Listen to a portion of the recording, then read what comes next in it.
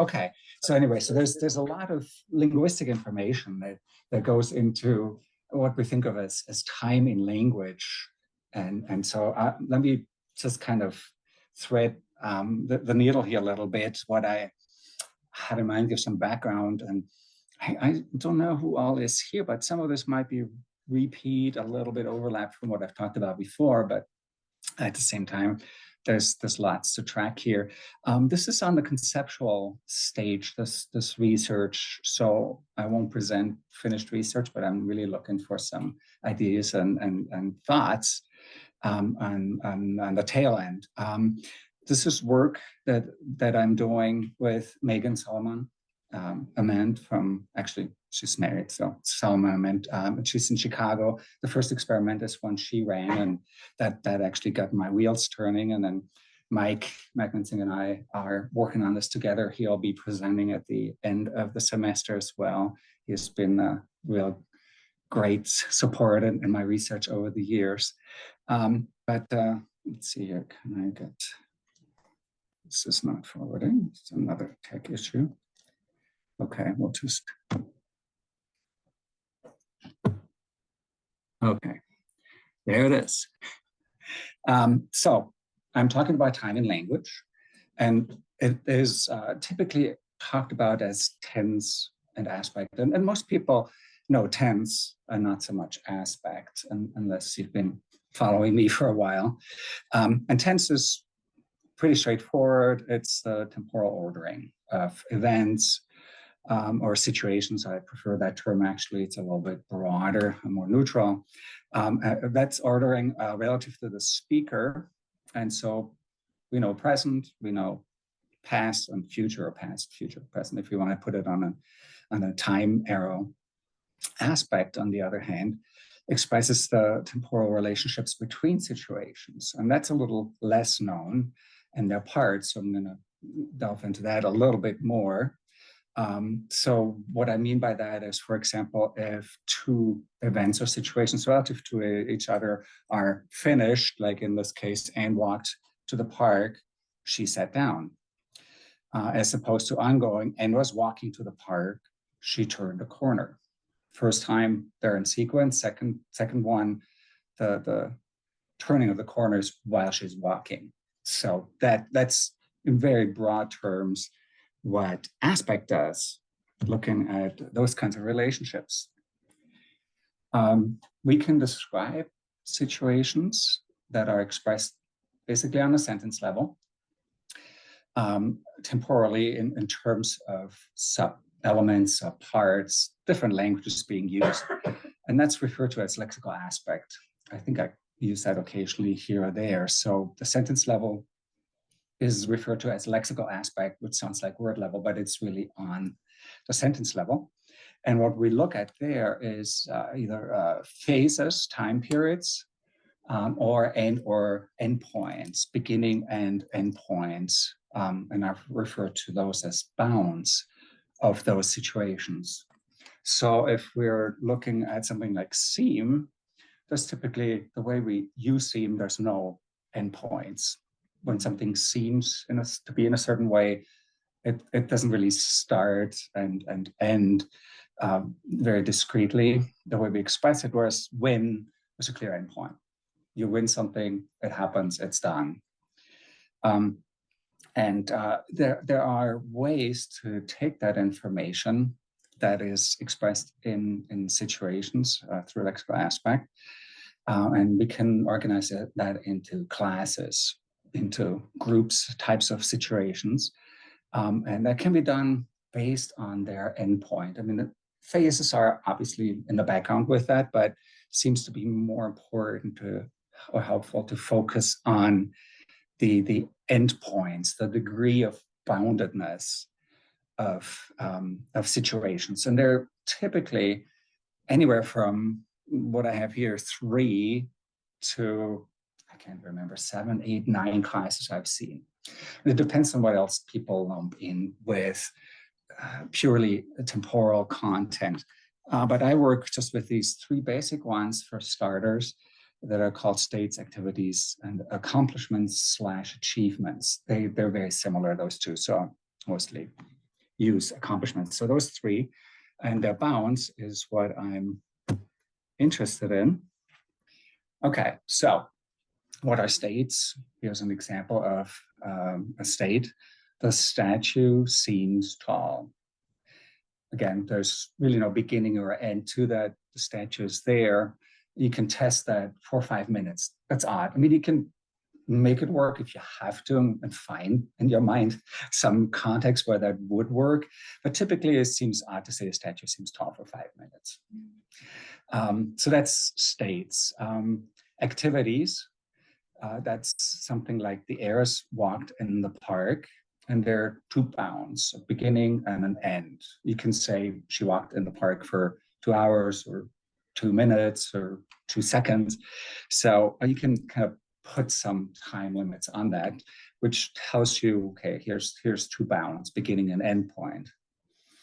And then the accomplishments / achievements, I'll stick with accomplishments. There are 4 bounds. There's an initial time period or phase and a final one, 2 phases, and each one has a beginning and an end bound. So you can test this. The runner won the race and was interrupted. No, sorry, I jumped ahead. The runner was winning the race and was interrupted while winning. When you do that in English, that typically means the endpoint hasn't been reached for the first phase and the race is not won. That's a really good test for the first phase. And then go to the second one when I jumped into first. The runner won the race and was interrupted. That basically means it's after the winning of the race. The interruption is somehow afterwards. It's not typically before, but it's during the second phase. So these tests kind of show you. We have a question. Yeah. London asks, is there a difference in the bounds between seems and is? Well, short answer, no. Long answer, sometimes. So like is can be used like seem, but it can also be, so as a state, but it can also be used as an activity. So you can say she is tall, and that's open-ended, that's like seem, but she's sick, that's very discrete, and there's a beginning and an end point. So you can't nail this down necessarily just on a lexical item. You have to look at the whole sentence. So that's the answer, London. Ultimately, it depends, because it depends on what's your noun and what's your predicate noun, and that determines where you land. That's part of what makes this all very complex. Yeah. Can you go over for accomplishment what the 4 bounds are again? I can see there's a beginning of the race and an end of the race. Right. So everything that leads up to the point of winning is the first phase. So she was winning the race. For English speakers, basically implies that the winning hasn't happened. So you're in the beginning to the point of up to winning phase. And then once you won the race, then you have another beginning, the winning of the race, and the time after, the post phase. So there's sort of like a pre and a post phase with a transition point of winning. Winning is coming out of the first phase and going into the second one. And so there's 2 bounds for one for the pre phase, and there's 2 bounds for the post phase. Oh, okay. So it's not like everything up until the end. It's from the beginning of the race until up until the end. That's the first phase. Correct. Okay, Yep. No, I know. This is tough stuff. Any other? Was that the questions for now? Okay. All right. So we have these 3 situation types, and then we do things with these bounds, with these endpoints, just to show again how complex the information is. So let's just look briefly at the text level, and again, just to show why I'm going after bounds or endpoints.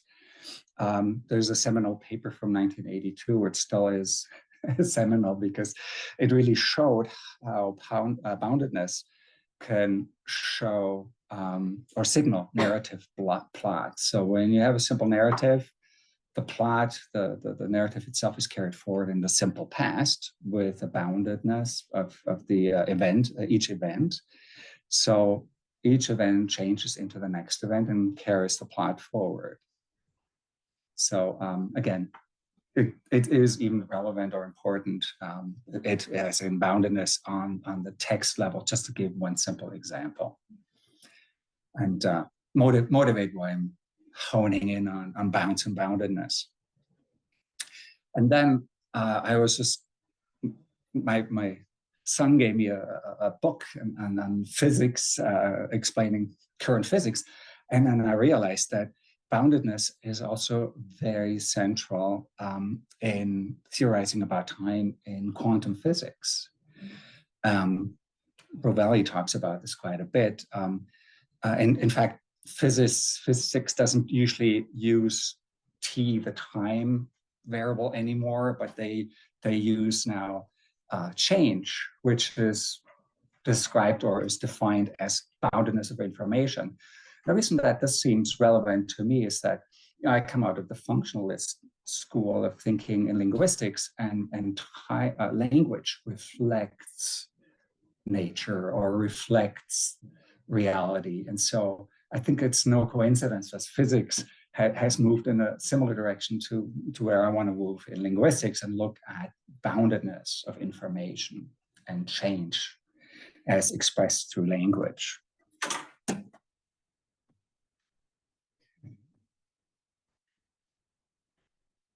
So here's the functionally, that's the functional linguistics piece.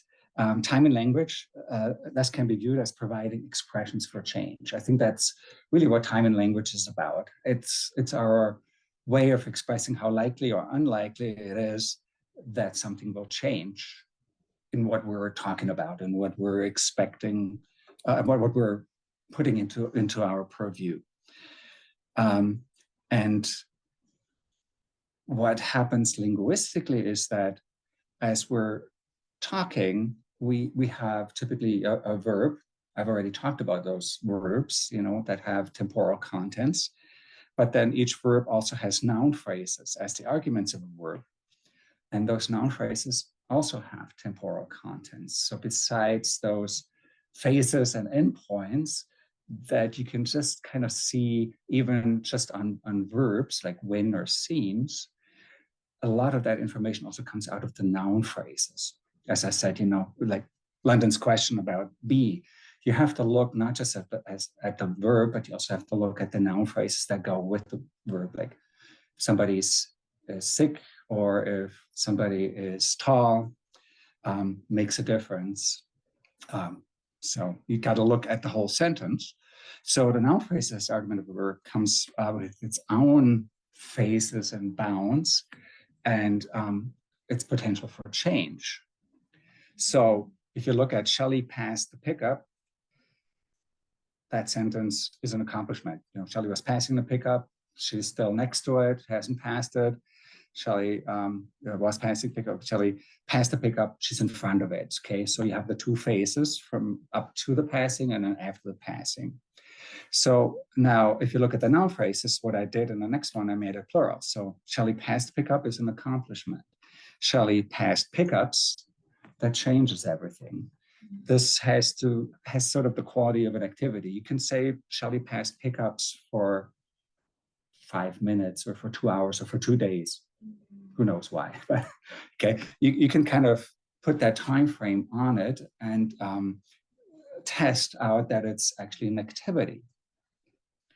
And then if you also put the subject, the first noun in the plural, women passed pickups, now you definitely have a state. What's a pickups? What are pickups? Pickup truck. Oh, pickup truck, yeah. Sorry, should I put truck in there? Yeah, it's a car. You can put truck or car instead of pickup. So Shelley passed the car, Shelley passed cars, and women passed cars. When you say women passed cars, that can go on for a long time. There's no real beginning and end. You can say like, since we have cars, women have passed cars. I mean, it's been going on forever. Say, what do you mean by passing the car? Taking over, going around it. Oh, just literally like passing the car. Passing the car. It was like kind of a idiom or something. Yeah, this is like when you want somebody's going slower and you want to get around them. Okay. You can pass the car. Oh, Yeah, got it. it's more an American term. Oh, I see. And I can't remember what the Brits say. Take over? Take over. Yeah. I did learn British English first, but it's gotten covered, buried. Yeah, so this is basically, the taking over of a car. So Shelley, you can translate this into British English, Shelley took over the car. That's just a discrete one-time maneuver. And then Shelley took over cars. That's already multiple cars, so that takes longer. There's more of a phase now, not just a transition with a pre and a post phase. And then women took over cars. That could take a long time. That can be a century now. I'm trying to remember when the car was invented, but it's been a while. Okay. Andreas, So I just wanted to note that I think most native speakers would say overtook. Over sounds like you're taking possession. Overtook. Yeah, sorry. Yes, thanks. Thanks, Randy. That was, I think, my German rearing its head with separable prefixes. Okay. So overtook, yeah. All right. So, so let's go into this experiment that got my thinking going about the current experiment I'm chewing on. So what Megan investigated and got me really fired up too is that even on a basic level of bare infinitives, bare verbs, nothing with them, no nouns, no subject, no object, speakers have intuition about boundedness. So again, boundedness is just central. It's deeply embedded, and how much boundedness there is.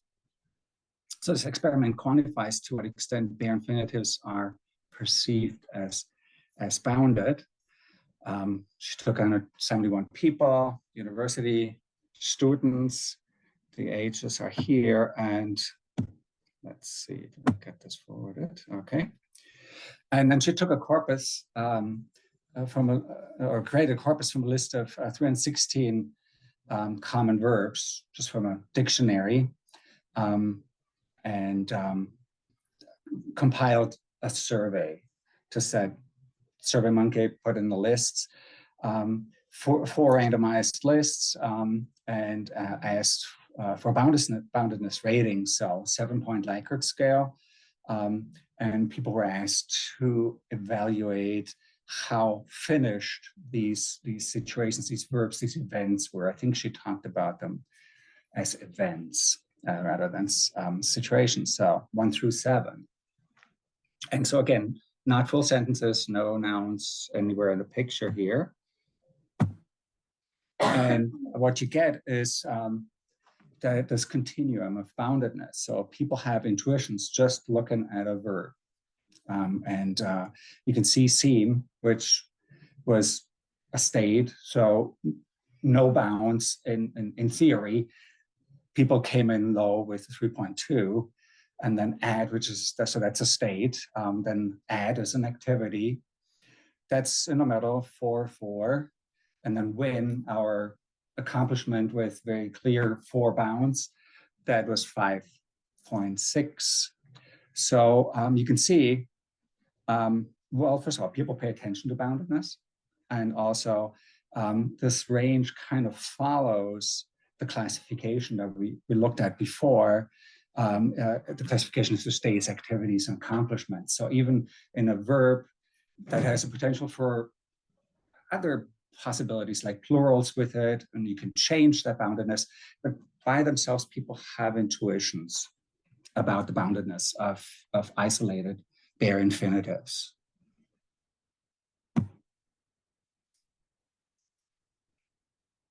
So as I keep saying, this experiment just looks at bare verbs. So now I thought, okay, so what about the nouns? What goes into the nouns? We have already boundedness information, temporal information, change information in just verbs. But then my advisor, Janet Gundel, created this hierarchy of expressions that determine the cognitive status of noun phrases. So she looked at how much in focus noun phrases are.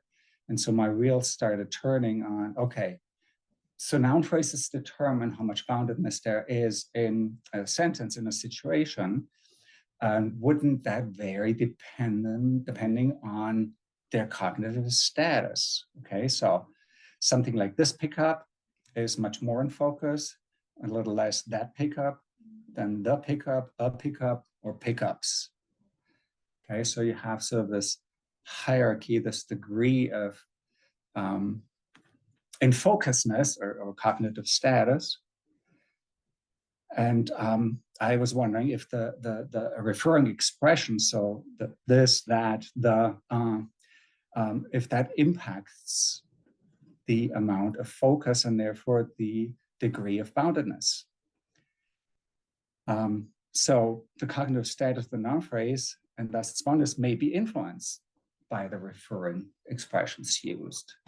So again, rather than just having a noun and then with a verb and sort of a stationary situation of boundedness, the kind of noun and even the referring expression, the determiner loosely said, or plural, in that noun phrase, all that goes into a speaker's understanding of time or change as I'm looking at it, or boundedness as I'm talking about it.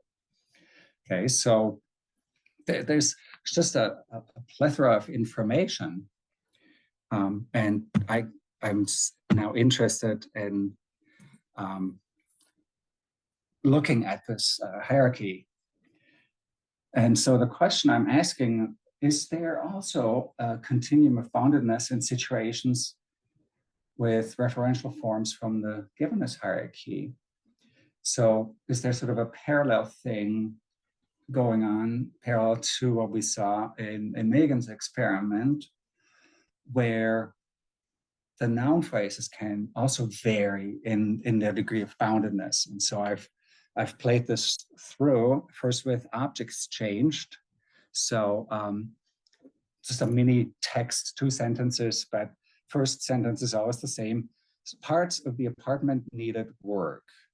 And then now I'm going through, you can see the referring expressions here. So this, the, that, so on. So first variation is parts of the apartment needed work. Pat first painted a bedroom as promised. That's, I mean, I could put this in the plural, but I'm looking at referring expressions. So the plural is ultimately actually the referring expression in the plural is nothing. When nothing is in front of a plural, that's also basically an indefinite article. But this is the first sentence with the least boundedness, the least givenness is painted a bedroom. Then Pat first painted this bedroom. This is just a referential, this bedroom, that is out there. So it's a little bit more in focus. And then the next one, Pat first painted the bedroom as promised. And then add to the givenness, Pat first painted that bedroom that we already talked about. And then Pat first painted this bedroom, not the other one, but this one. So it's getting even more in focus. And then the ultimate in focus status is it's the same bedroom Pat painted before. And so if you look at these sentences, there's sort of a shift from in the beginning, possibly a state or maybe an activity all the way down. It's moving towards an accomplishment. But let's leave that aside. I just want you to kind of see how I'm trying to sort out how this givenness may get figured out by speakers in terms of those situation types. So one thing I'm wondering then is there's a continuum here that kind of follows the givenness hierarchy in terms of boundedness and the degree of boundedness. And then this was the object. And then you can play this through with the subject as well. So again, is there a continuum? And now we have two noun phrases, and of course you could keep one constant and change the other one. I've played them through in parallel. So parts of the apartment needed work. A worker first painted a bedroom as promised. That's fairly unbounded. Then this worker first painted this bedroom. So now we've added a little bit, now it's referential, we've added a little bit more Givenness than the worker first painted the bedroom. This is a solid accomplishment. And then we're adding even more in focusness. That worker first painted that bedroom as promised, and then this worker first painted this bedroom, and then it's the same worker that painted the bedroom before. Okay, so you can see how you can play with the Givenness in both noun phrases, and you could compare, or you can combine them in. I mean, there's not endless, but there's quite a few combinations possible just in a sentence like that. And as you can see, I started with something that lends itself already for an accomplishment. We could start with seem and play this through with different types of verbs on that continuum as well. So there's just this real complex amount of information that, like I said, goes into what we think of as time in language. Yeah. I had a question about the statement. Is now a good time to ask it, or About the what? Yeah, go for it. so I was looking at the word first, and to me, first kind of implies a sequence of events, which I assume would affect how people perceive the temporal kind of aspects of these all of those sentences. What do you think about the inclusion of the word first in these, and how you think about it? Why do I have first here? Is that why you? Oh yeah, was it like a deliberate decision? And I was just curious. Yeah, good question. I mean, obviously, there are other pieces of information that go into time in sentences like adverbs and adverbials. I think I wanted to set it apart from the generals. So I wanted to set up a sentence, and then I wanted it clearly separate from that, and then just sort of imply that there could be more things after this next sentence. Okay. So I don't know that it would make a big difference if I took first out, a worker painted a bedroom as promised. Yeah, I was thinking about that, like, okay, maybe. Oh, I'm sorry. Hello. So I was thinking that maybe if it's that a worker painted a bedroom as promised, I just hired a single worker to paint a bedroom, and then I paid them and they left. And then that was it. I have one painted bedroom and that's all. And maybe that's okay. But yeah, the Right. first seemed to actually add something to me the more I thought about it. Yeah, no, it definitely does. And I think I was trying to just sort of hone in on the boundedness of that second sentence with the possibility of another sentence. The other piece I was playing around with, and you'll see that, and maybe actually this is a good moment to go to that. So I have some questions and I can come back to those, but what I'm actually, what I'm playing with are here. So one of the questions I have to the group, to people here is, how do I get around the fact that I'm interested in lexical aspect, not in the aspect expressed on the verb. Mm-hmm. And so that's one of the reasons that first was in there, because you can see one thing I could do is I could present in a survey sentences like Pat first was painting a bedroom as promised, or Pat, let's see, actually I should read painted. I guess I forgot to change that. So I could put in was painting, or this one should read painted, or I could just keep it uninflected without an ending. And I'm sort of wrestling with that just because, you know, it's unnatural to leave off the ending. At the same time, it very strongly pushes boundedness in a certain direction, because painted is very bounded and was painting is not. And so part of what I'm considering is then, go with instructions right from 1 to 7, how finished or complete, and then just put timeless in to allow people to not have an ending here. So the timeless event in the second sentence, and then just imagine the following: parts of the apartment needed work back first, and then just paint without that interfering boundedness from the ED. So that's kind of still part of the answer of why first was there, because I was actually playing with was painting and wanted to limit that. And then, if you have painted and then first, then you come in very heavily with 2 bounds. And so everything changes the boundedness. And you're right, I should sit down and just really go through it all without the first and see what that does. It seems functional now that you explained. Yeah. Right. And so let me go back to, let me see if I can. Okay, I need to go back and down there is my back arrows. And we were, okay. So again, one can play with, in this case, with 2 noun phrases and how much in focus they are, and see if there's a continuum connected with one or both, or just see how much of an impact that has. And again, okay, here we were on this one. Again, with an eye on how do people sort boundedness, and how do we really end up with an understanding of a sentence as either bounded or not, and how much. Okay, so like it says up here, so I'm thinking that boundedness of situations interfaces, you know, with the elements in Jeanette's Givenness hierarchy.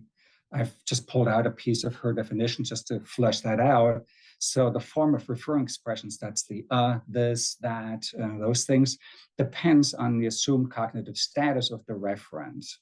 So on the assumptions that a cooperative speaker can reasonably make regarding the addressee's knowledge and attention state in the particular context in which the expression is used. So it seems to be sort of like a set of instructions, these referring instructions on how much attention to pay to that noun phrase, and with it, or in it, the boundedness of it. And so, let's see. Seems like I just went back, huh? I'm going back here.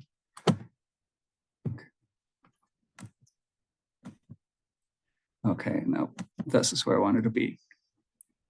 So the predictions that we have, or the prediction is that there is kind of a continuum, or there is a certain amount of pushing around of boundedness based on Givenness.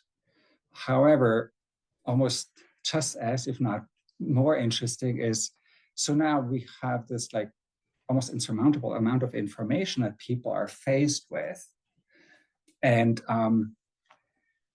yet we select ultimately aspect classes. So we end up with these basically 3 states, activities, and accomplishments.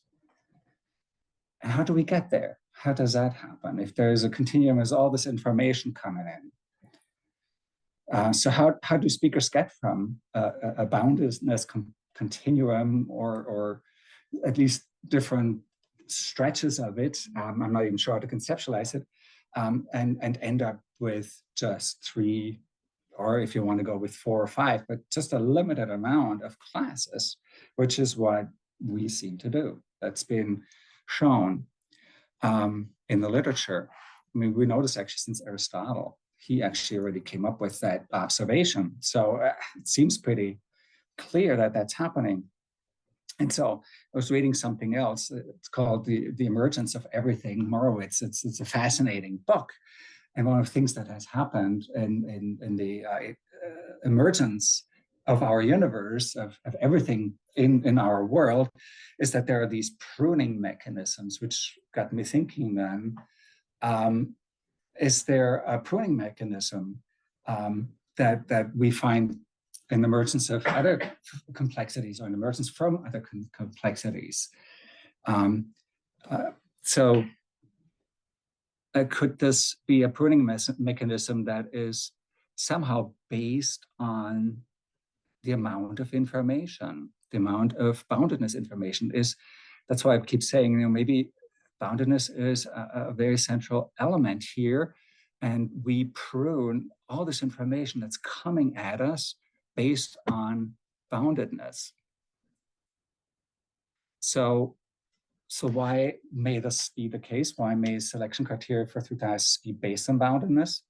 So one way I started thinking about it was, let's look at information amount, the amount of information in states. For example, states have no bounds. So that's 0 bounds. Activities have 2 bounds, like we already said, and accomplishments have 4 bounds. And if we reduce that back into what information scientists look at, they look at information as expressed by the Shannon number, which is S equals a logarithm in base 2 of n. I had to write this in here because I never had math in English. So to this day, I can't speak math. Drove my kids crazy doing math with them when they're growing up.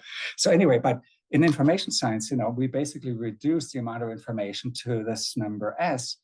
And so what you can see here is that, I've put it back here as well, that the boundedness continuum may have these 3 segments.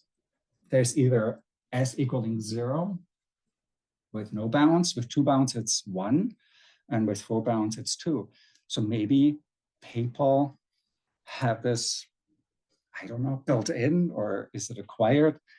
And I know, Randy, you've looked at information science, so I'm really curious how to think about this, but that we operate on the amount of boundedness information to sort out all this variability, all this information that comes at us. Oops. I think that's, oops, no, now I'm back, sorry. Just having trouble here. Nope, I need to go forward. So here are my questions. Nope, that was too fast. All right, so yeah, so several questions here. Is a survey sensitive enough? Because Megan used a survey, and so I was working off of her survey with which she discovered this continuum in bare infinitives. Is that enough to investigate this potential continuum of boundedness and situations? And you already saw the slide where I'm trying to figure out how to even present that to people.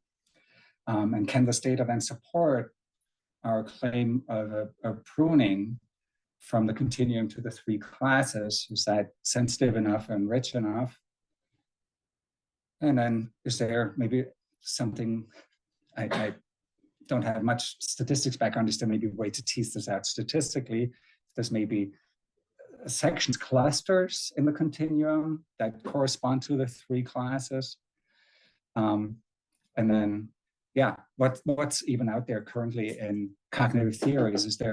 Are there things that I'm not aware of that will help me think about this maybe more specifically? So anyway, that's kind of where my thinking's at, and Mike and I are starting to talk about putting together experiments. That's still off a ways, but yeah, those are things I'm chewing on.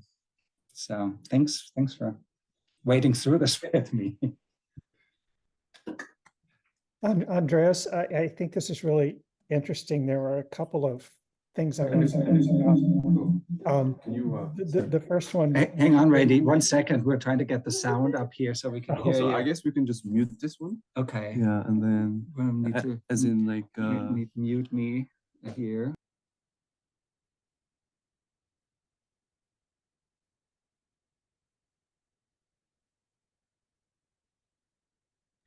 Hi, Ronnie. Could you ask the questions again?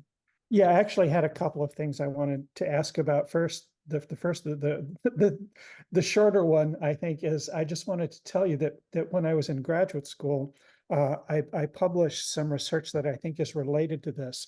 It showed a relationship between topic continuity and the explicitness with which the explicitness of referring expressions. Okay. And if you think it's interesting, if you think it might be related, I can put the reference in the chat. But basically, I looked at there were two experiments. One was kind of production, the other one was more comprehension. But I don't, and I mean, this was 40 years ago that this was published. So I don't remember any of the examples.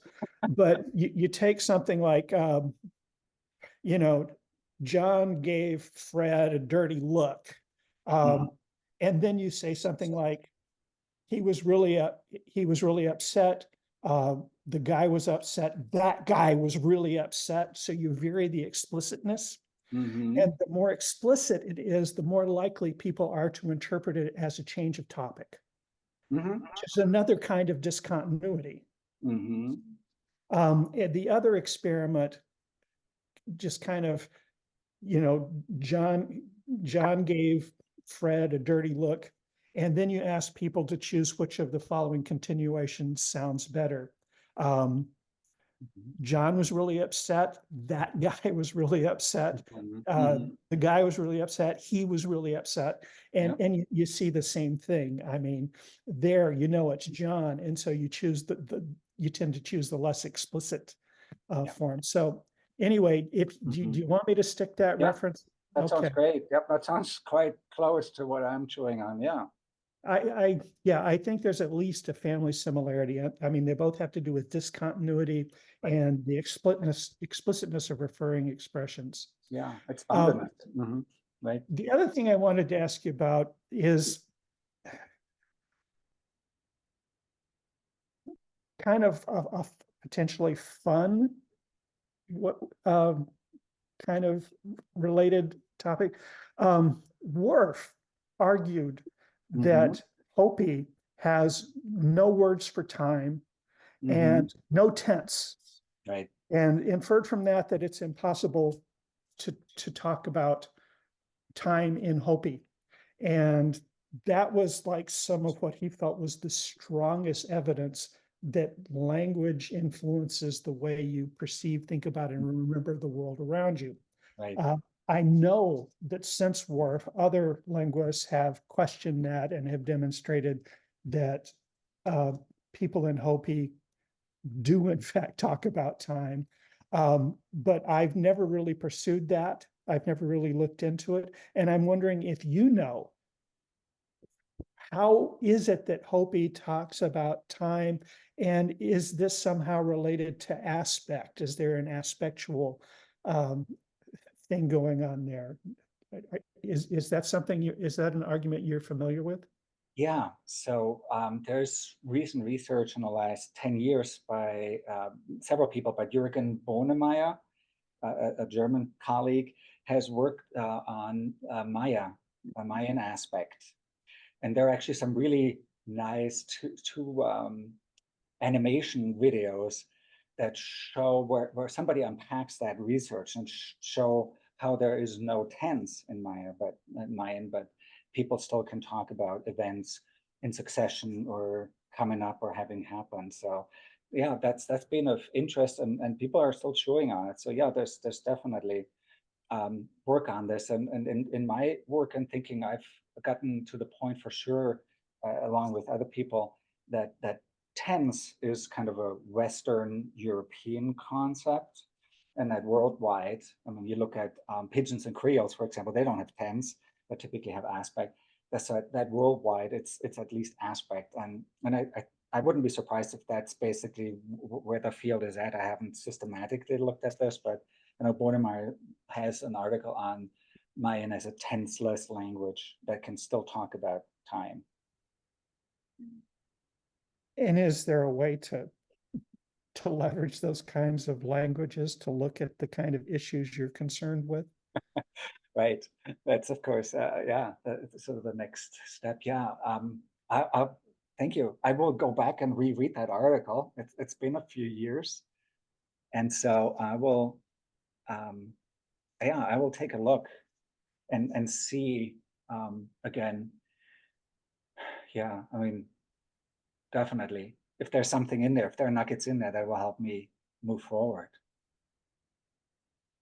Definitely, yeah. Okay, we have a question in the thanks for the question, Randy. We have a clarifying questions from London regarding the survey results.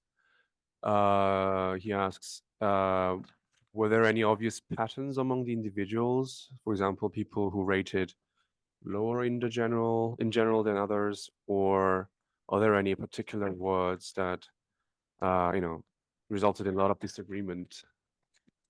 So this is back to Megan's research. Yeah. So is there any like sort of, because I noticed that you didn't, well, the results were not normalized, were not zero mean normalized, right?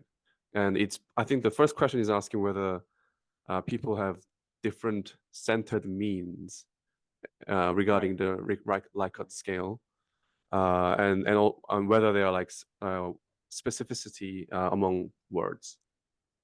Yeah. Right. No, I've actually wondered about that too.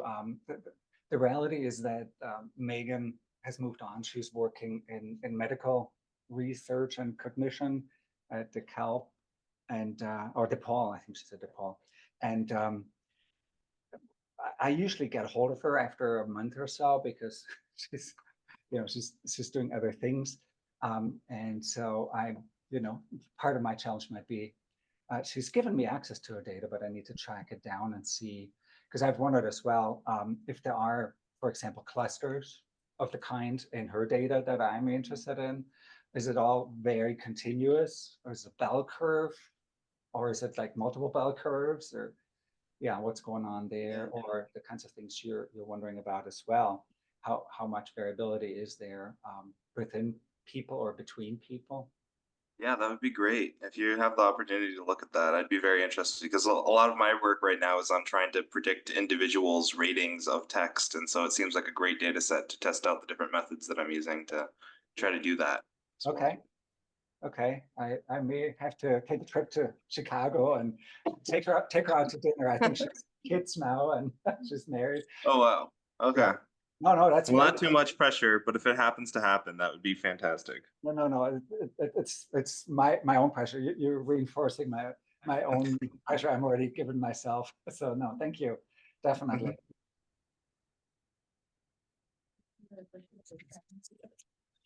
Also, STNDs in Chicago this year. So if you want to come to STNDs, it'll be on the way. STNDs in Chicago. Yeah, I think in July, right? Yes. Yeah, and I'm booked for Germany. I'm in Germany for a month. I was looking at that, yeah. But no, thank you. I'm actually really eyeing Padua next year. Next one. Because Italy, it's not that far from Germany. I'm usually in Germany during the summer. I see. Anyway, but yes, no, thank you. Yeah, definitely. I had one more question, which was like, I was thinking about the information, your log base 2. I forgot the S. Yeah. And number. Like I was thinking about because like the function of the bounds, I'm guessing, is to like help people understand the sequence of events. And so maybe the complexity or the confusion that can arise from reading might not be in the number of bounds, but like how telling the start and ends are, like how ambiguous they are in terms of the sequence of events. But I'm not sure if there's like a way to quantify that. Like, for example, like some phases you were saying, like she went to a walk in the park, she turned the corner. Like that seems like one phase is within another phase. And I'm not sure if that's 3 bounds or 4 bounds. I think that's 4 bounds. But I wonder then if there's like a better metric that would talk about ambiguity and sequence rather than number of bounds. Yeah, well, right. I mean, you're sort of stepping or poking into the hornet's nest. I mean, that's one of the reasons I want to use uninflected verbs for the prompt. Oh, yeah. Because what you're looking at is the difference on the grammatical aspect level. I, very briefly said in the beginning, there's two levels of aspect. Oh. And I'm looking at this point just at the sentence level, the lexical aspect. But then all that gets, in addition, put together with what the predicate holds, as in an ing, a be-ing form, with imperfective aspect as the meaning, or an ed, simple past, a perfective aspect. So on top of what's happening in the situation aspect, all the things I was looking at, so that comes into the mix, along with what's on the predicate, as in, then you get grammatical aspect on top of that. So it's really, really important to sort of have that sentence level sorted out, because then that's operated on or in conjunction with, I wouldn't even imply it's sequential. It might just be all simultaneous, but it also needs to be sorted out in terms of then whether this is expressed as finished or as ongoing. And that's what you were just talking about. So she was walking in the park, and she turned a corner. Well, that's all while walking in the park. She was walking to the park and turned a corner. Well, that's before she gets to the park. Okay, so you have imperfective aspect, and things can happen during that time. But that's all working on top of what's in the sentence level already as an aspect, and they interact with each other and either pick part of the lexical aspect information or express it in its entirety. Depending on what's going on, it could even be sometimes before or after you have the perfects yet. I haven't even talked about, if she has walked to the park, she has been walking to the park. I'm not even going there, but you're absolutely right. There is more going on, and I'm trying to extricate from the grammatical aspect so that I can get a clearer picture on the complexity of just the situation or lexical aspect on the sentence level. I don't know if that answers your question. I'm not sure if I know enough to know either, but you definitely have another level of boundedness coming in, or unboundedness. So the ing, was walking, is typically unbounded. That's what that means. And so the events are not in succession and in sequence, where, as opposed to a simple past or perfective aspect, which typically implies one happens after the next. But then again, depending on what was going on sense level, there are implications of that with regard to what information, boundedness information, comes in on the grammatical aspect level. That's why I'm saying this is incredibly complex, and we're still really scratching our heads exactly how people sort that out. And that's why I was sort of moving in a direction of the information science. If we can sort of figure out, maybe people just mostly operate with boundedness information, and leave other things off to the side, and prune and select, that might help understand how in this little quick amount of time we come up with these statements and move forward in our conversations. But yes, definitely. What is sorry, this is clarifying question. So there's grammatical aspect, and then you said there's another layer on top. Is there a name for that? So no, that's lexical aspect. Oh, that's lexical the situational lexical aspect. That's what I mostly talked about. That's on the sentence level, the verb and its arguments. And then grammatical aspect is what's basically put into the predicate, or on the predicate, an ed or an ing with have or be auxiliaries. That's called grammatical aspect. And that basically seems to operate on top of what comes in on the sentence level. So you kind of take that and then either figure it's already finished, or figure that it's still happening, or it has just gotten finished and is taken as a whole. So there's still operations then on that sentence level material. I see. Okay. Yeah. Thank you. Yeah. Oh, it's incredibly fascinating and dizzying at the same time. Yeah. So. Yeah, I guess we are just on time. So, well, DK mentions that he'll be interested in creating a benchmark on this temporal boundedness Okay. and measuring AI models Yeah. capabilities or on that basically. Okay, Yeah, great. cognitive and linguistic capabilities Great. regarding this. Yeah. Yeah, no, I think it's kind of understudied and understood in terms of what it brings to texts, because there's so much going on. Yeah. No, that sounds great. Absolutely. Oh, thank you. Thanks for all the great suggestions and questions. And yes, Randy, I would love those references. That sounds I put it in the chat. okay. Yeah, I copied it as well. I'll send Okay, it to you. great. Thank you. Sounds wonderful. Thank you so much. Thank you very Really much. interesting Yeah. stuff, Andreas. Thank you. Yeah, thank you. All right, that concludes today's session. Thanks for joining. See you in 2 weeks. Bye-bye. Have a good weekend. Yeah. Happy holiday weekend.